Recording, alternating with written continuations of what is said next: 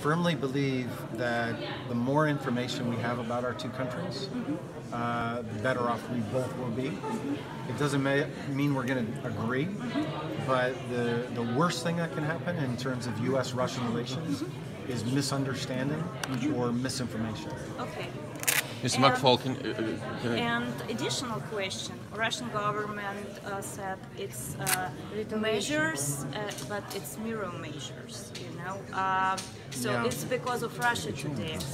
So what do we have to do to stop this? You know, ping pong story. That I don't know, to be honest. But what is your because reaction? I'm not involved in policy making anymore, so I couldn't predict that. Mr. McFaul, what's your impression about the ambassador visit here to Stanford, and so what are you feeling? So is it the important channel to Yes. to keep? I very much appreciate that Ambassador Antonov came to Stanford. I firmly believe that the job of an ambassador anywhere is to engage with civil society, is to engage with non-governmental organizations, to engage with university students, just like he's doing today. And I hope he'll continue to do that. I hope he'll meet with the Democratic Party, that he'll meet with the opposition, and that the opposition will meet with him. I think that's a part of his job. So far, he has been rejected Yeah. the requests to meet with the congressman. Yes. What's your comment on that? I disagree with that decision. I will encourage, I have many friends in the U.S. Congress, including the top leadership on the Democratic side, and I just learned that today. I didn't know that, but I think it's important for people to meet.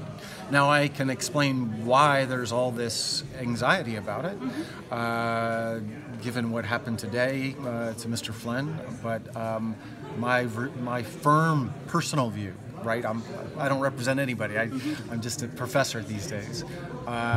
Is we want to increase contacts between our governments and between our societies. And as a former ambassador, could you evaluate how challenging is the task of Mr. Antonov and Mr. Huntsman in Moscow in this situation, in today's? Well, it was challenging when I was ambassador. Let's be honest. There were many times when meetings I wanted, including at universities, were not allowed because it was considered dangerous to have me speak to students. So I, just as back then, I think that was the wrong decision from the government. Thankfully, nobody can call me from the White House and tell me who to host or not at Stanford. We're an independent organization, but I think it's a big mistake to not have contacts. And I want to be clear, it doesn't mean we're going to agree, but you only know where your real disagreements are if you interact with your counterparty.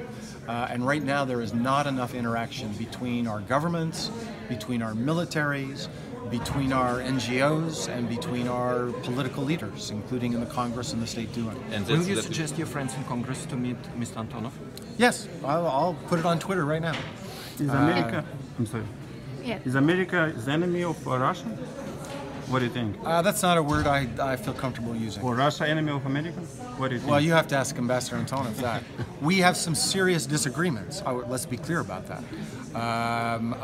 You know, it's not just, in my opinion, normal national interests. Annexation is a policy that is illegal, that we thought was ended at the end of World War II. And so I personally have a radical disagreement with that.